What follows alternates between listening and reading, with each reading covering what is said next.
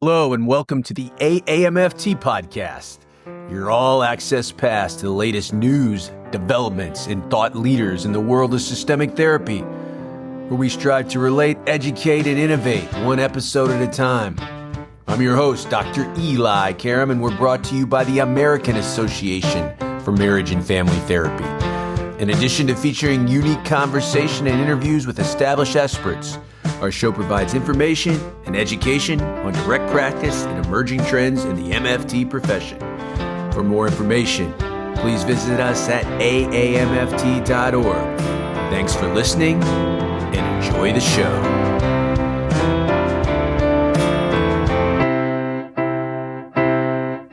Step inside, take a seat, let's explore the world of therapy like never before. Dr. Eli's here, bringing voices so bright, innovating, relating, and shedding you light. It's AAMFT, where wisdom meets passion. Come listen and see, talking trends, deep insights, and stories so bold. For MFT minds, the future unfolds.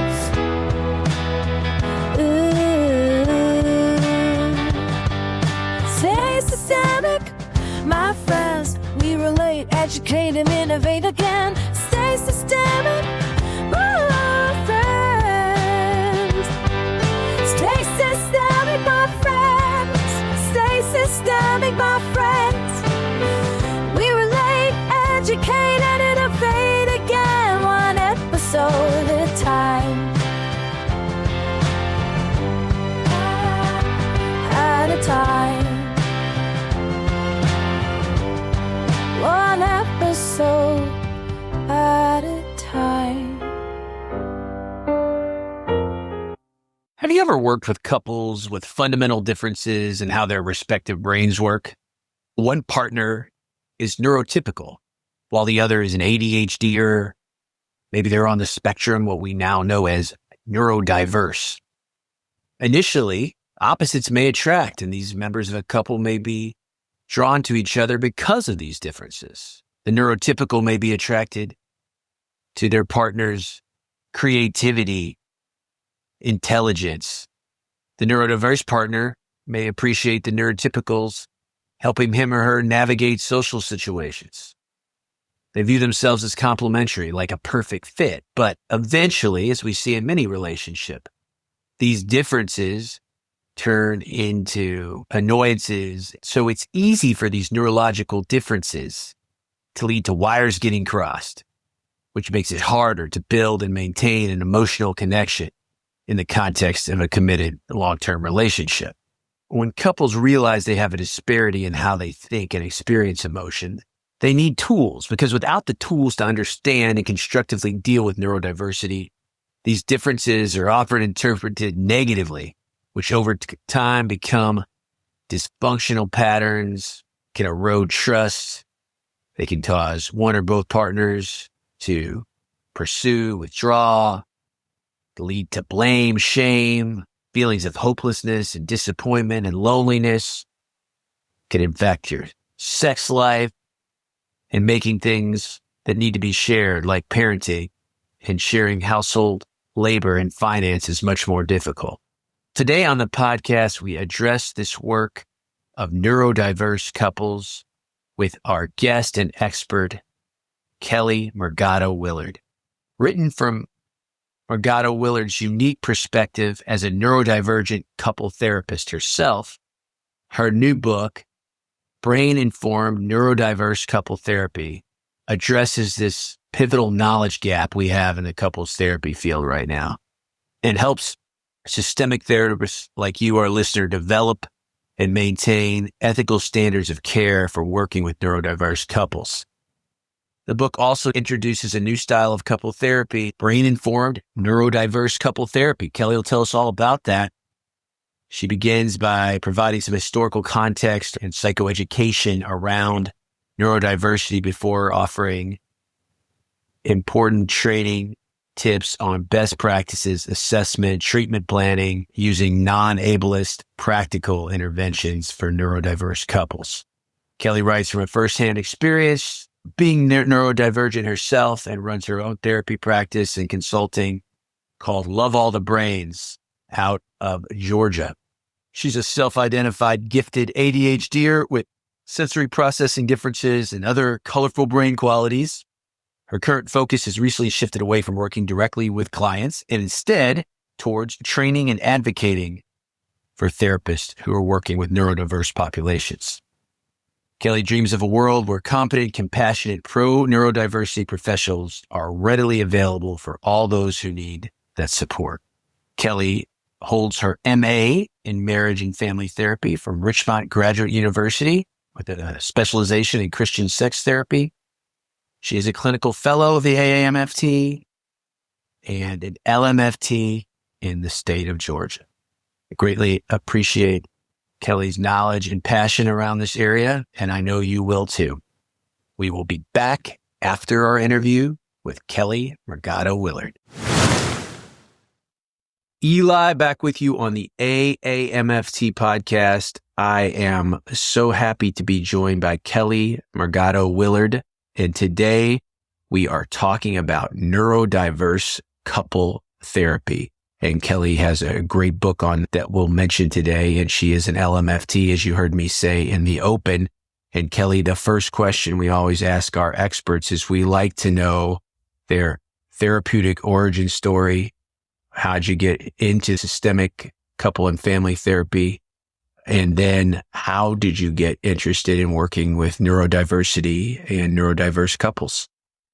As a neurodivergent person myself, who only became aware of that in my late 30s, I was appalled. That was a very common story, especially for women, that we don't know this fundamental part of our identity, this fundamental part of ourselves until later, at least if you were born in the 80s like me. That is a narrative that is changing, and I'm very happy to see that changing for this younger generation of people being more early identified and hopefully able to think about what that means for their lives at an earlier age than what I was afforded. But I had always, from a young age, been very interested in people. You could call it a special interest, and people and animals, but people ended up winning out. Let's be real. I am an ADHDer. It was people, animals, and music. Those were my top three, and I did pursue each of those. But in the end, psychology won out. I went to work for the Social Security Administration and became very easily disillusioned with the fact that I was not working on a deeper level. So that led me to pursue counseling. And individuals were a bit boring for me. So I thought couples, there we go. I really want to work with couples. And when I worked with couples, I was a Christian sex therapist. And that was amazing. And then I birthed two children of my own that were neurodivergent. I came to understand my own neurodivergence. And I thought, this is it. Who was out there for people like us? I was already a specialist, but then I became a mega specialist, basically. And neurodiverse couples were so fascinating and so amazing to work with that I never went back. I imagine the majority of our listeners have heard that term, neurodivergence, and the reverse of that, neurotypical. But for those that haven't, why don't you define that? Neurotypical can be thought of as a brain that processes incoming information in a similar way to the majority. And that includes sensory information, that includes how someone reads, it includes a lot of things. And so that would be a profile of a sort of a typical learner. There may be some differences within that. Obviously, no two neurotypical people are exactly the same. But there can be wild differences in neurodivergent brains in how someone is detecting, interpreting, organizing stimuli. That is a biologically different process for neurodivergent individuals than most neurotypical people. No two neurodivergent people are the same either. We are all different, but there is a vast statistically important difference between a neurotypical brain and a neurodivergent brain. Neurodivergence can be anything from autism, ADHD, dyslexia, etc. And there are some sort of controversial, overlapping kind of questions about something like bipolar example. There's a lot of question about what qualifies as an illness versus a disorder, etc. For people like me who are part of the neuro-affirming neurodiversity movement, we really dislike terms like disorder. I call myself an ADHDer because that is my diagnosis, and there's not a better term for it But I think every day that is such a misnomer. I don't have a lack of attention. I have so much attention on all the things at all the time and so much intensity. And it's such a negative interpretation to call this a disorder. But that is not to say that it is not disabling at times. It is not to say that there is not quite a level of distress at times. How much of that is from a world that doesn't understand people like me and our brains and doesn't accommodate us? And how much of that is from actually the sensory dysfunction that I experience? And I'm okay with calling it dysfunction because there are certainly times where it is unpleasant, where I can read a sensation as pain, and that's not pleasant to me. But there are other times where I can feel music in my bones, and I would not give that up for the world. So there's so much about neurodivergence that is complex, and I would love for the therapy community to understand that on a deeper level so that we can start to view our clients from a different lens and help them see themselves and their relationships from that lens. Yeah, so well said. I agree that in our profession, one of the reasons I chose MFT after having a background in clinical psychology, which was deficit and pathology based, is the ability to see strength and health.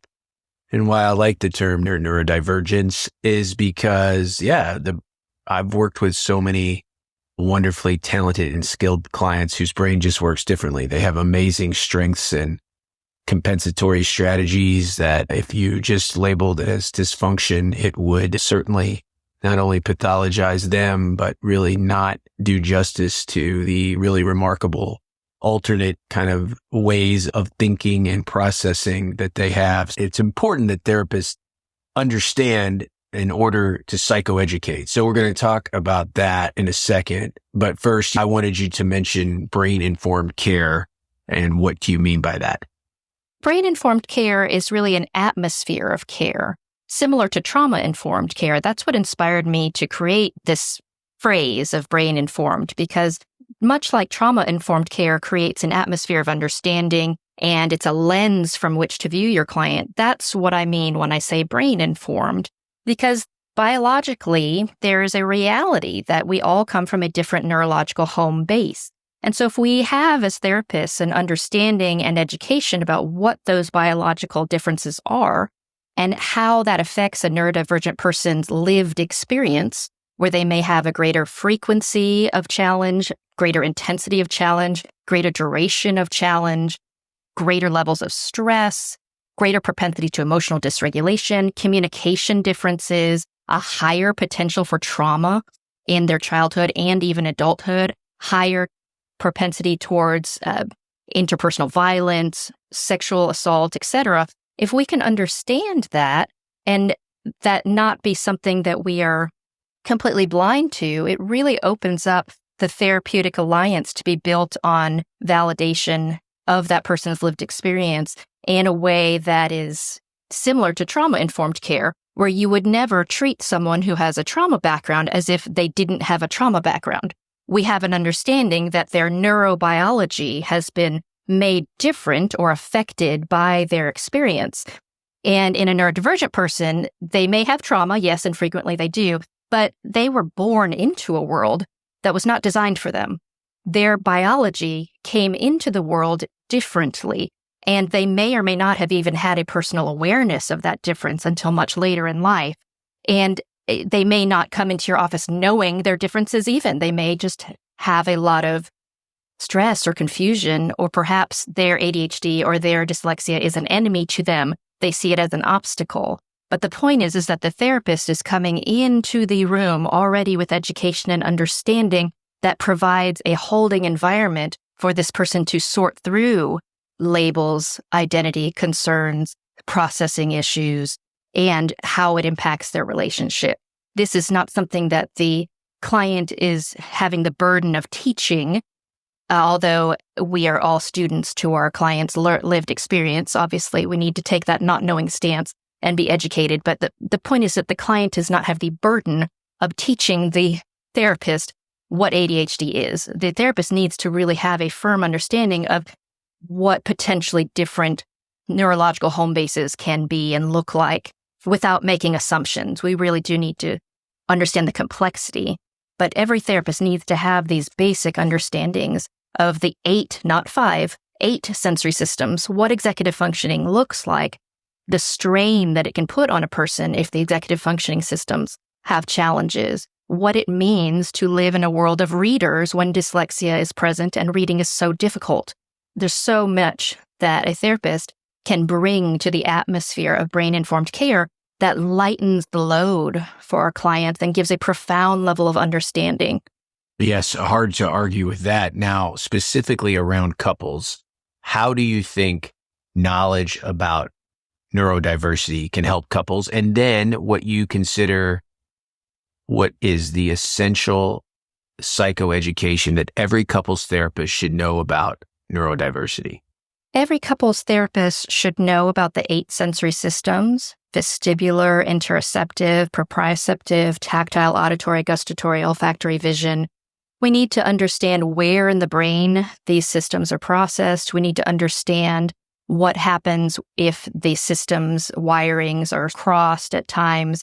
We need to understand that if someone is telling you that the lights are too bright in your office, that may be actually causing a physical sensation of pain or a level of distraction that is not only important to validate and support, but it's important to then use that moment to talk about the fact that sensory security is important to you as a therapist in order to provide them, because it's important as a foundation for their connection to the experience, connection to the therapeutic alliance, connection to their partner. If partners are not understanding each other on this neurological home-based level, and if one partner is always telling the other, for example, and very simply, you can't be cold, the thermostat is set at 74 here. 74 is 74. How are you saying you're cold?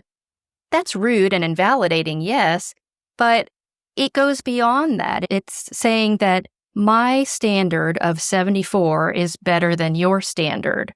You couldn't possibly experience 74 degrees differently than me. And that is ableist. That is, I said rude. Yes, it is rude.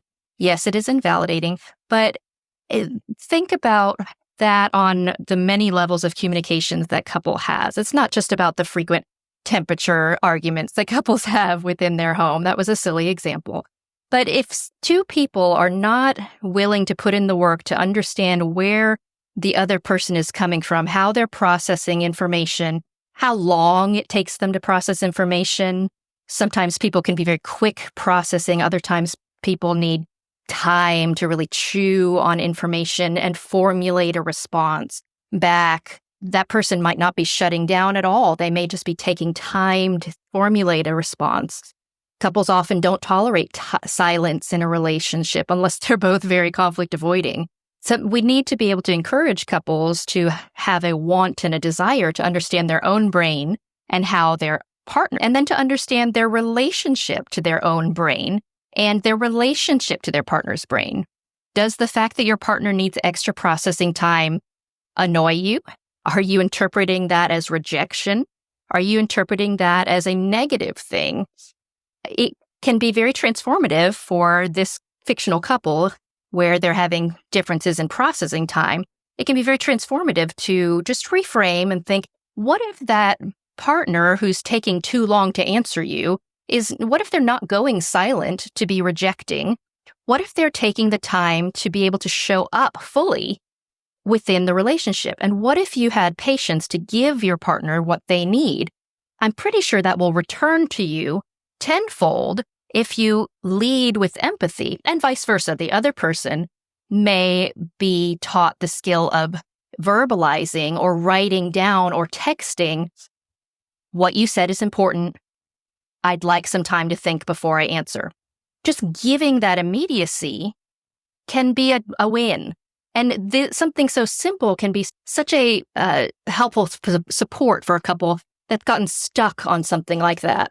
I'm thinking as you were talking, I have worked with members of a dyadic couple in therapy where both are neurodivergent. And one would think, oh, that could be very challenging. But in some ways, because they have understanding that their brain works differently and so does their partner, there is a more of a empathy, a space to understand difference. Whereas many times I think you see a neurodivergent partner paired with a neurotypical partner. What is your experiences on the differences if you're working with both members that are neurodivergent versus one member of the couple that's neurodivergent and the other is neurotypical? So honestly, what I see is the biggest marker of success with any combination of couple neurodiverse, meaning one is neurotypical and one is neurodivergent. That's the most common use of that term, neurodiverse couple. Although you can also use the term neurodiverse couple for two neurodivergent people, because again, no two neurodivergent people are going to be the same. And there's quite an array of ways to be a human. And human brains are unique as fingerprints, and we need an understanding of that. But what I see is the biggest marker of success is the attitude that one takes towards the stance of empathy. Whether it's a neurotypical person with a neurodivergent person or two neurodivergent people, we have to have the understanding that our partner is coming from a very different neurological base, that they're processing their energy level, what is safe and healthy and reads as interesting or just has access to the skills, for example, is going to be different. And so if that attitude is there, if the willingness to develop empathy is there, it doesn't matter the combination of brain types. And there is something that is amazing to read about. It's called the double empathy problem. And this was specifically made, I believe, by Milton, put into words to talk about how humans have a propensity to think that the person sitting next to them is experiencing the stimuli in front of them in the same way. Whether it's an autistic person or whether it's a neurotypical person, they're going to probably assume that if a little kitten walks in the room, the person next to them is seeing the same cat, if they're both sighted people, possibly smelling the same smell from the cat. We're going to assume that the stimuli in the room is going to be perceived the same way. Now, an autistic person with very high levels of understanding about themselves, it's probably actually pretty acutely aware that the neurotypical person next to them is going to be a little different. We have a lot of insight a lot of times when we're neurodivergent. So I don't want to undercut that. But I'm just saying that the double empathy problem means that we just tend to not understand that somebody else can see something different. And we tend to assume that our way is the right way. And so we need to understand that this is a problem specifically with neurotypical people married to neurodivergent people. Because we live in the neurotypical majority, there tends to be a lot of misunderstanding on the part of the neurotypical person that their neurodivergent partner is seeing or feeling 74 degrees differently. And so that tends to be a stumbling block for many of the couples. And in the literature, that tends to be a stumbling point in the statistics about conflict and divorce rates, et cetera, for neurodiverse couples where there's an NT, neurotypical, with a neurodiverse partner. You tend to see some really interesting stats now about neurodivergent people with neurodivergent people. Those couples are doing pretty well. And you might think, oh, they're both neurodivergent. They have this innate understanding. No, there's still empathy problems there. But it's something interesting perhaps about both being minority in the world that is not meant for them. There could be something there. I'd like to see the research more about why that is. Or maybe it's just, I don't know, two ADHD people are pretty fun.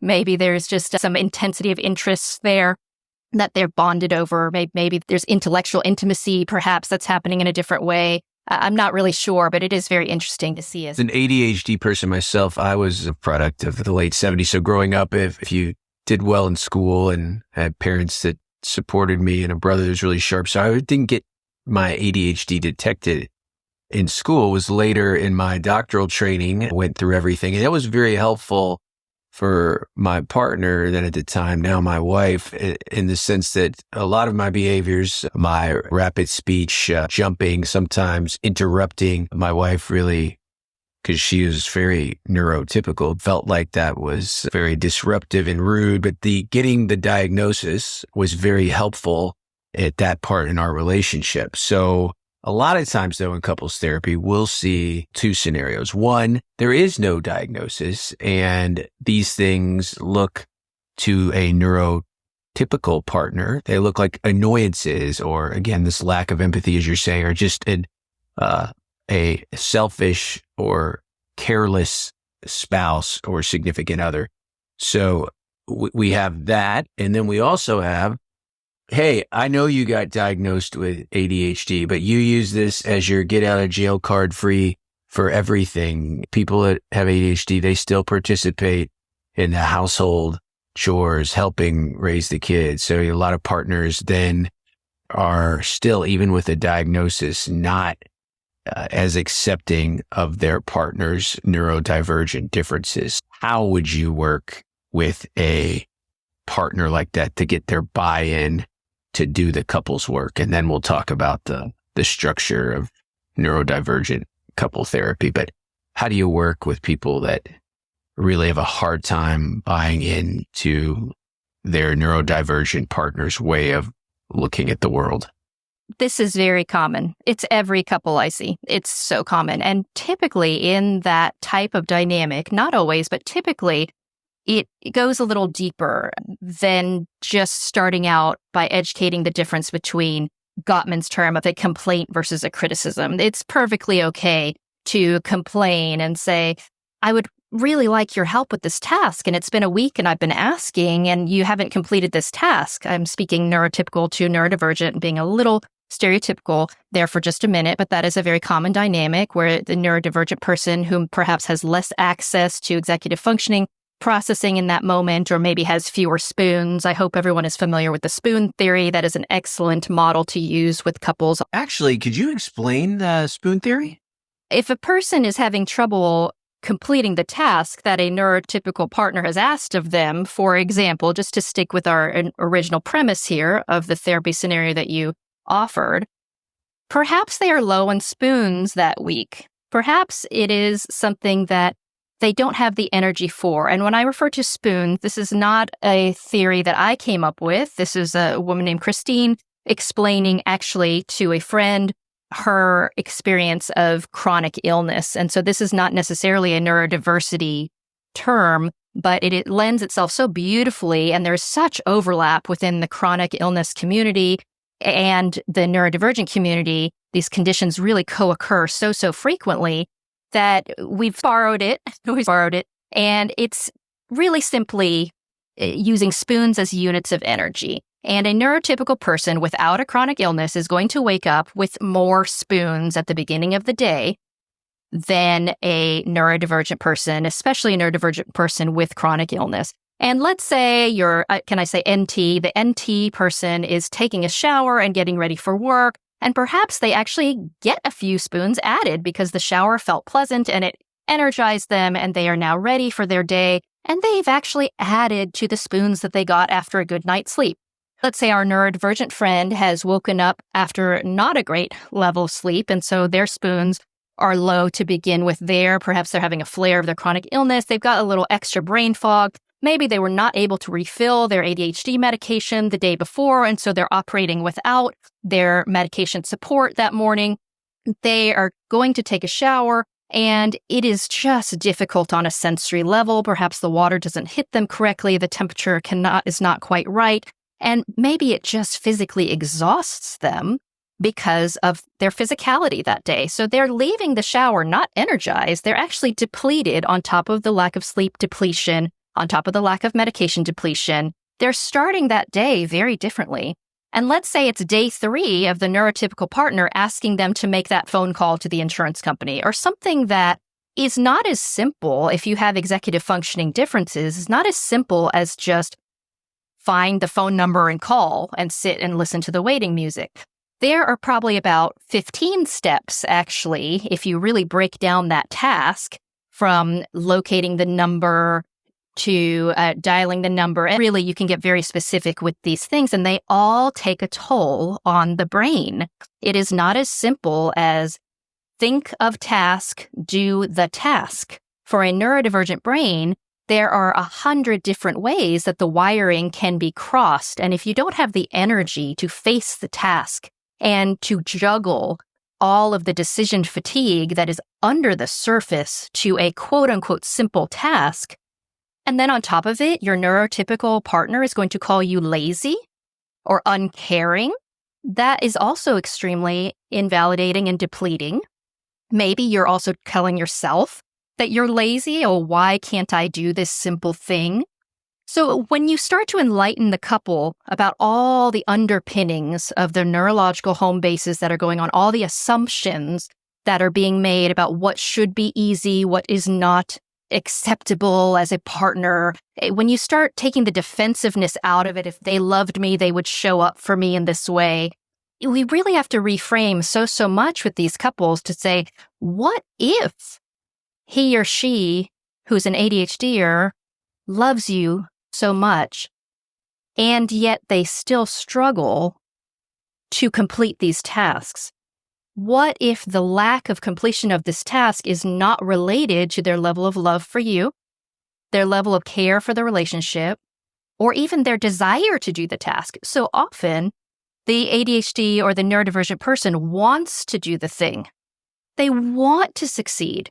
They want to please the partner. They want to shed these old shameful labels of character flaws, of lazy, all the things that they've been told their whole life or they've felt and internalized their whole life. They want to excel, but their things are stacked against them. The executive functioning drain is real and heavy, and they're perhaps lacking the skills to be able to excel. They're not aware of their brain. They're not aware of the strategies in order to work with their brain instead of against it. And the partner is being critical instead of just complaining in healthy ways. They're doing the Gottman criticism that goes to character attack versus trying to partner and support. And I teach my couple to ask each other things about, hey, how many spoons do you have today? Or where are your spoons today? Do you have the spoons to do this today? Could you do this for me today? I've gotten this started for you. Could you finish it? So many times the neurotypical person is just making a request and then assuming the partner, if they loved them enough, would do it. So now you got me interested in thinking like, okay, what is a structure and a format of a neurodiverse brain-informed care couples therapy session going to look like? Because it would seem like, first of all, the neurodivergent member of the couple has to have some self-awareness to how their brain works before they can educate the therapist. And then the therapist can facilitate a softening, if we're using Gottman's terms or EFT language, a softening toward the neurotypical spouse that is pretty blaming and frustrated. So talk about the structure and the format of a neurodiverse couples therapy session. So much of this, of course, depends on where the couple is. Any good therapist knows that there could be a couple that is claiming and waving the flag for neurodiversity. And that is going to be very different than a couple coming in with high stress and all of these traumas and all of these things. And they're not including brain differences in that because they're not aware of it. They don't have the education or the correct terminology. They're just all complete character attacks, including to themselves. So there could be a lot of shame within themselves, not just in between each other. So those two types of sessions are going to be quite different. But in terms of the general format, these couples benefit from clear expectation setting, clear communication, checking in a very direct way without being overbearing, without being arrogant and leading them in any certain way, and without taking away their voice, with giving lots of room for personal expression. We want to be checking in about each partner's level of sensory security. How are they feeling if it's in person? How are they feeling in the room? Are they seated comfortably or standing? Are you giving them the opportunity to tell you for a moment about how much traffic there was? Because if there was a lot of traffic on the way and your neurodivergent or neurotypical partner is coming in with 0 spoons already at the start of therapy and it has nothing to do with the relationship, it's good to clear the air and to speak for a moment about, yes, it is so difficult to deal with the honking horns and the Atlanta traffic, et cetera, et cetera. What would help you to be present in this moment? So there's always a grounding type understanding of the environment. Side note, virtual therapy works amazing with these couples because what more what more could you ask for if they have their dog next to them and they're in the comfort of their own home, if they're seated with their weighted blanket? There is a level of sensory security that is afforded through telehealth that in-person therapy just cannot provide. And so we're checking in at the beginning on a sensory security level because you care about them as people, but also because sensory security is the basis for learning, is the basis for feeling close to your partner. It's very difficult to have any room for emotional intimacy, empathy, etc., if you're so distracted by the smell of the vanilla candle that your counselor has lit because they have an ableist neurotypical mindset that, oh, to me, vanilla is a warm and welcoming scent. I will do this to encourage comfort in my clients. No, that may be the only smell that the client can focus on and is distracting to them, and they're perhaps not feeling empowered enough with the power dynamic and the differential where it's not their home environment. They may not be able to say, excuse me, could you not have that candle going? It's really off-putting or distracting to me. I'm actually feeling nauseous.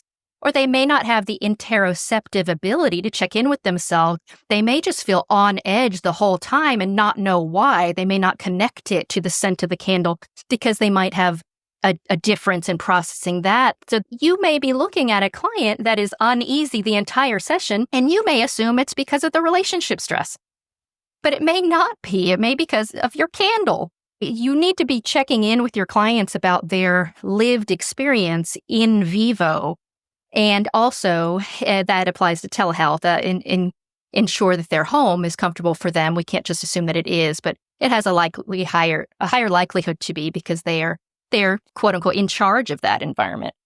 So you're checking in there. You're also reviewing the successes that they've had since last visit, because this is so important. Once you've established goals, once you've heard their story, once you have completely joined with the couple, solution focus works so well here. When you can focus on the small incremental victories of how they were able to show empathy to each other, how they were able to identify their own needs, how they were able to face that child's IEP meeting together as a team, et cetera, et cetera.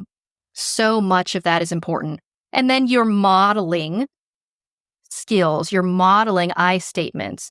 You're not just starting out with hold hands and do eye contact, and you're going to do speaker listener in this very neurotypical way.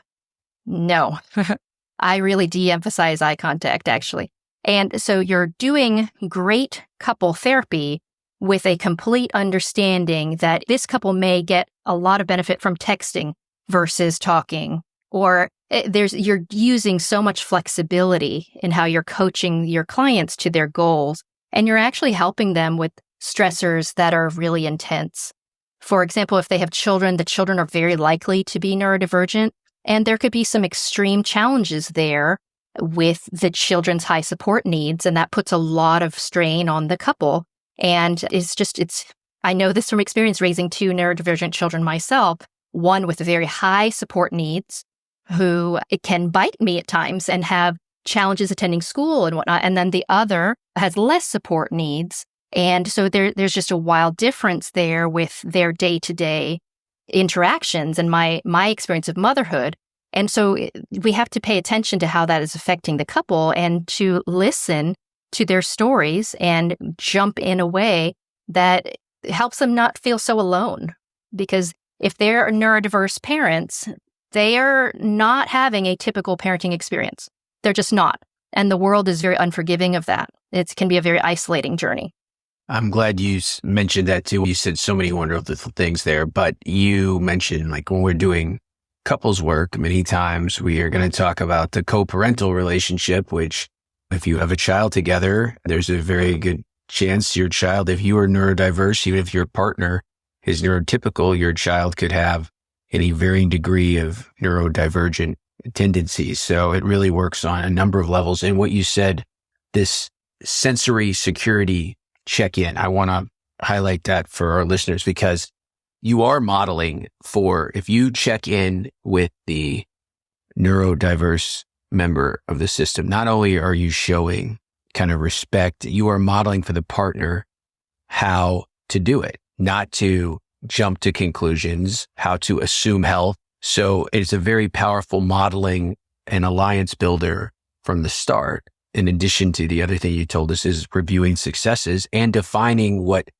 operationalizing what successes look like from a neurodivergent perspective too, and then helping the couple do it. So I'm curious what you found the essential things in a sensory security check-in, because I think that's one thing all of our listeners today can take and integrate in, no matter if they're working with a couple or individual or family, that sometimes we do things. That the candle example resonated with me, as I would put that in the waiting room and I would get wildly varying feedback on it. And when I got the feedback from people that didn't, is they were very, sensitive to smells, and those people happen to be neurodivergent. So that one resonated with me a lot, and I was making my clients uncomfortable without even knowing. And the clients that are secure enough will tell you, but sometimes I'm sure there's lots of people that won't because they don't want to offend you, but it does really inhibit their ability to engage with their partner or in therapy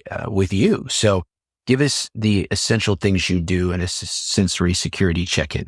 It's important to know that people may not tell you or offer up information about their personal experience with smells, tastes, touch, the sounds, the light level, the proximity to their partner in the room. If there's only one seating option, that's a big no-no. We have to allow our clients to choose the proximity that they have between you, the counselor, and their partner for a variety of reasons.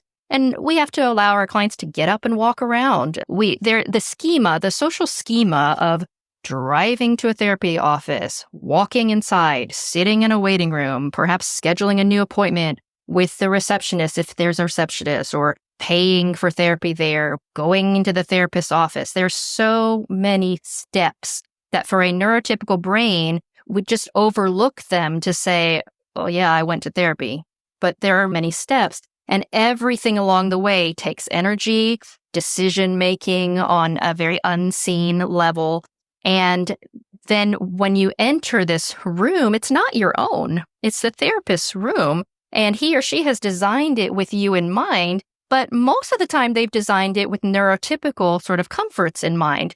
There's not always, unless the person is well-versed in trauma-informed care or hopefully brain-informed care, or perhaps they work with adolescents and children, there's very often not a little basket of fidget toys. And we say toy, but it doesn't necessarily have to be seen as a toy. This can be something that just relaxes the mind, or it gives a higher level of concentration if you're squeezing on a dough ball or something like that, or if you're playing with a sensory type putty. This can actually give someone's brain greater access to human connection because of a variety of factors. That's just the way the wiring works for some people.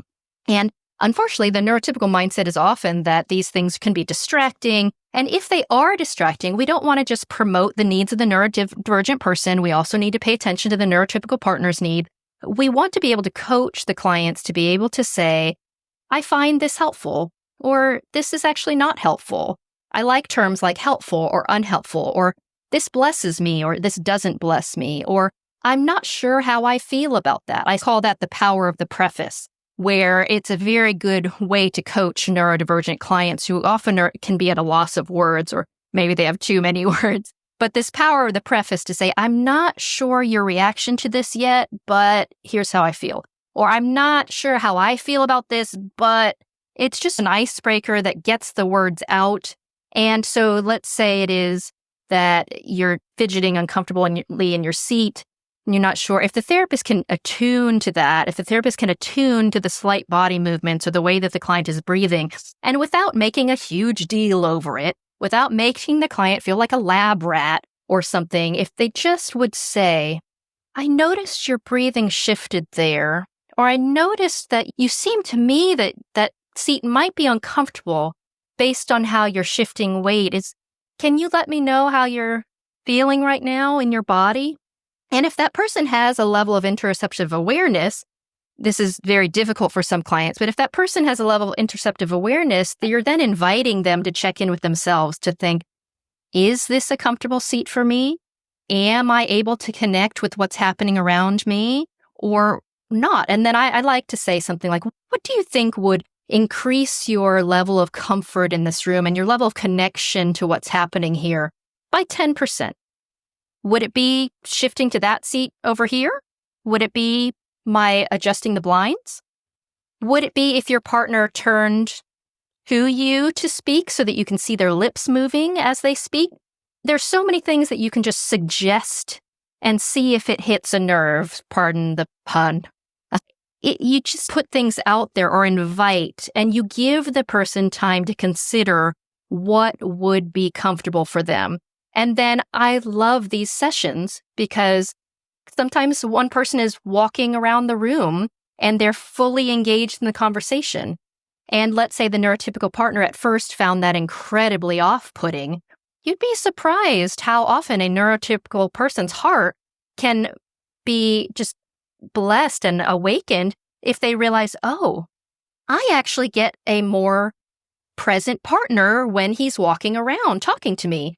They're having to override some messages about that being disrespectful or that being not normal. They have to examine their great need for eye contact or whatever it is, all the books out there that tell you that this is the right way to communicate and just social standards, et cetera, et cetera. But once they realize, oh, this person is fidgeting, this person is walking so that they can connect with me, the power of that connection can then fuel empathy.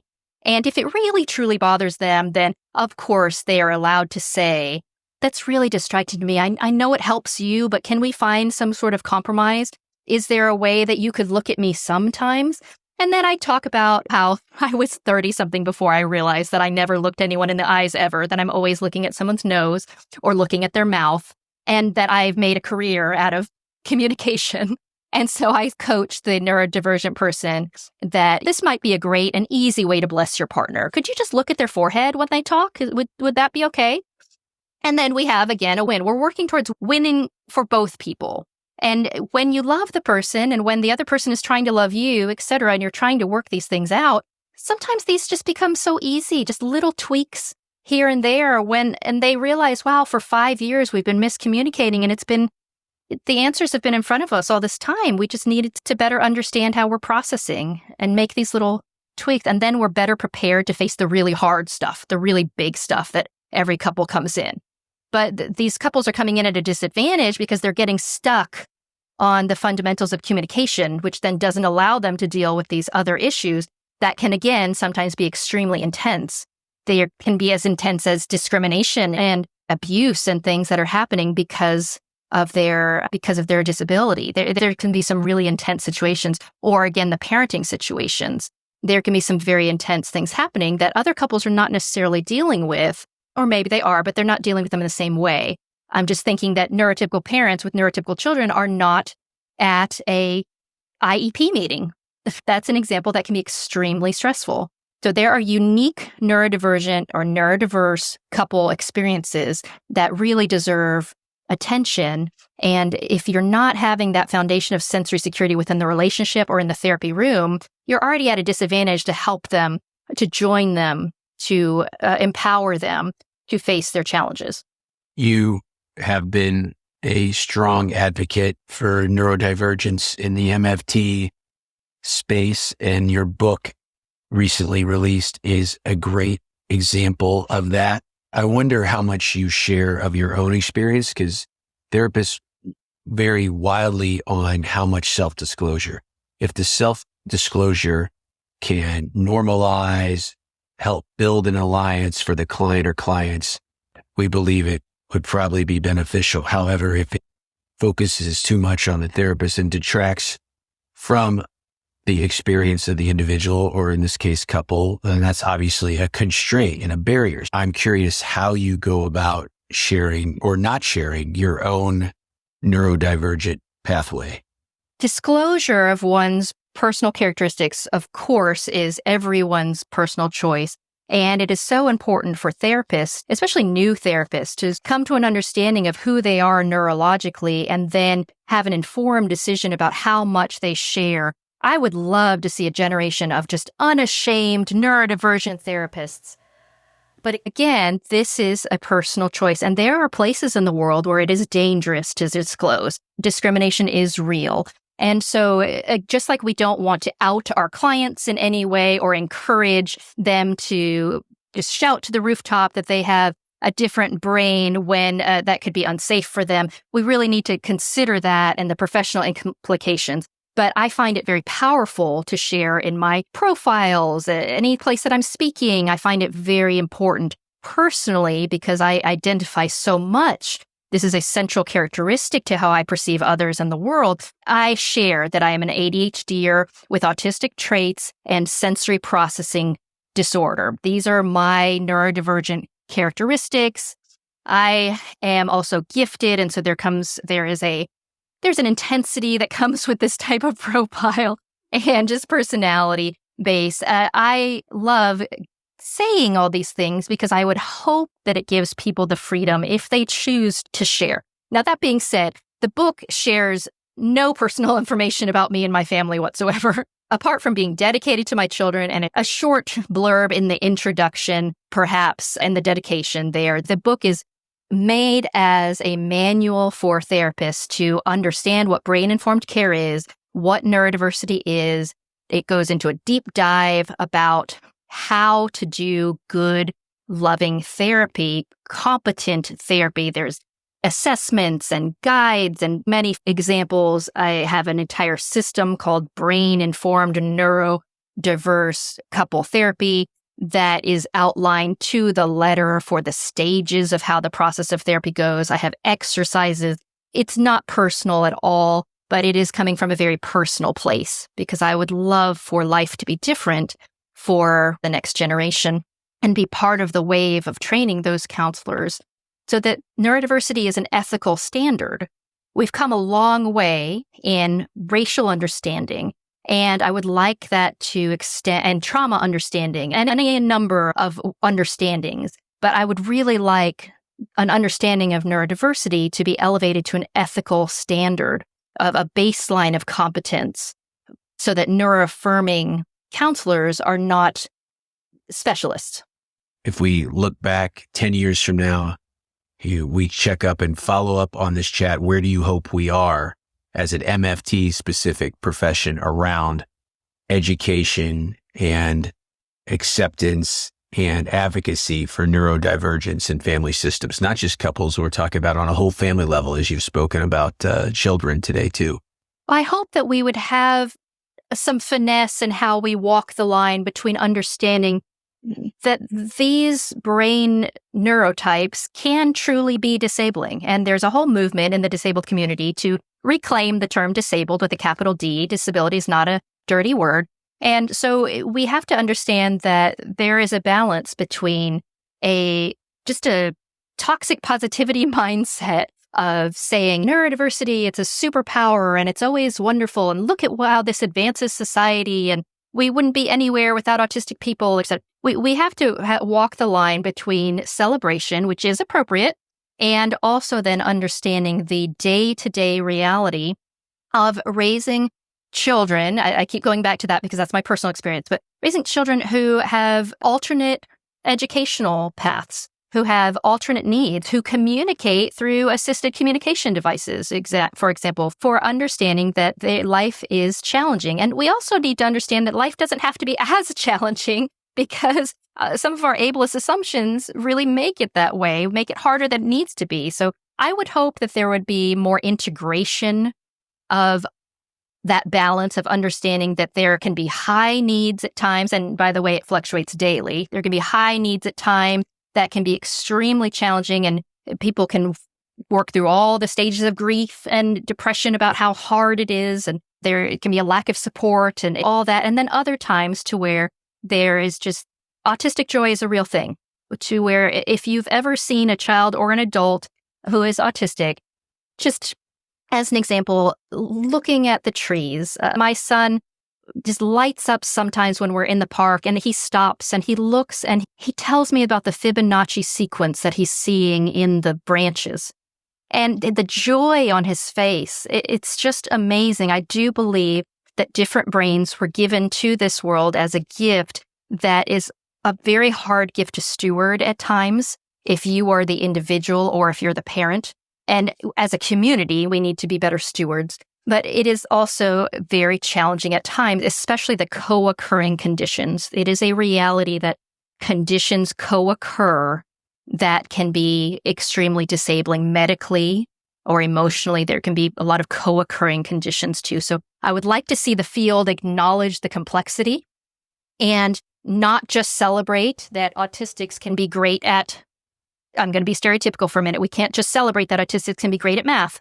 Autistics can build rockets. We don't just need to celebrate or attune the neurotypical partner into all the cool things that their partner can do. We need to not focus on what people are doing necessarily. We need to focus on who people are, who they are, how they interpret the world, how they experience the world, and how can we come alongside and exist in a world that there is no just one standard of correctness. I would really love to see the terms disorder re-examined in our field. I'd really like to see ADHD renamed in particular. We need to have an understanding in the DSM that is much more inclusive of the ups and downs emotionally that people experience. Right now, we have behavioral definitions. We really don't even have great brain definitions in the DSM. We have everything based on behavior, which is measurable, observable. I understand. But I would love to see the definitions reworked in our field so that then the medical model can, which is important at times, the medical model is important at times, but I'd like to see it incorporate more of the social model of disability that is more about the person and the person's environment. And these are changes that I think can have a very profound effect on how we practice marriage and family therapy and how we view people in general. Our manual, our diagnostic manual is very important to that. I admire your intelligence, your passion, your conviction for this material. And I know our listeners, after digesting this, will as well. In addition to your book, Neurodiverse Couple Therapy, how can systemic therapists interested in learning more continue the dialogue with you? Because you've given us a lot to think about. I appreciate that. And that is my most common feedback given, by the way, is that everyone tells me, wow, you've given me so much to think about. And so to go back to your previous question, what would you hope would change in 10 years? I hope people don't have to think so hard. I hope that some of this would be, again, an ethical standard or a level of competence where, to the same degree as trauma-informed therapy has really changed over 20 years or so. And you're seeing that shift also in the way that people are referring to themselves too. Language matters. It's not just words. When people are saying, I'm an autistic person or I'm autistic, that's very different than what was taught 20 years ago of saying person with autism. And so now that's a personal choice. Always honor someone's personal choice. But there's more of an identity focus where people are choosing a lot now to understand these parts of themselves and to integrate that into their identity. Eli, back with you, bringing to a close another informative installment of the AAMFT podcast. Did you know that AAMFT is active on all your favorite social media channels? Be sure to follow us, the AAMFT, on Instagram, X, Facebook, and LinkedIn. And you want to stay up to date with everything going on in the world of AAMFT, you can always find the back installments of the podcast anywhere you find your favorite podcast. I am partial to Apple Podcast and Spotify, but it's on Google Play, Stitcher. So please, if you're new to us, check out back installments where we tackle the latest trends and events impacting the world of systemic therapy like today. And I have a number of pioneer interviews, which is some of my favorite interviews to conduct over the years. You can drop me a line at elikaram.com, where you see everything going on in my world, including 2 books that are out. One for our young professionals, Marriage and Family Therapy, National Exam, Your Guide for Success. That's from Springer. And that will prepare you for the national exam, including 360 practice questions, a full-length mock exam, proven strategies and tips for test taking, and it's organized to match the domains of the licensure exam. And then, if you're interested in these common factors that we always talk about on the show, including what makes a motivated client, how you build, nurture, and repair a therapeutic alliance, how you maximize your own therapist factors, you want to check out my book, Bringing Common Factors to Life in Couple and Family Therapy from Rutledge. As always, thank you so much for listening. And until next time, my friends, stay safe, stay systemic. Stay systemic, my friend. What's up to the line of AAMFT show? The latest insights level. Couple and family therapy. Helping them feel stay systemic, my friend. To be like educate. Innovating again. Stay systemic, my friend.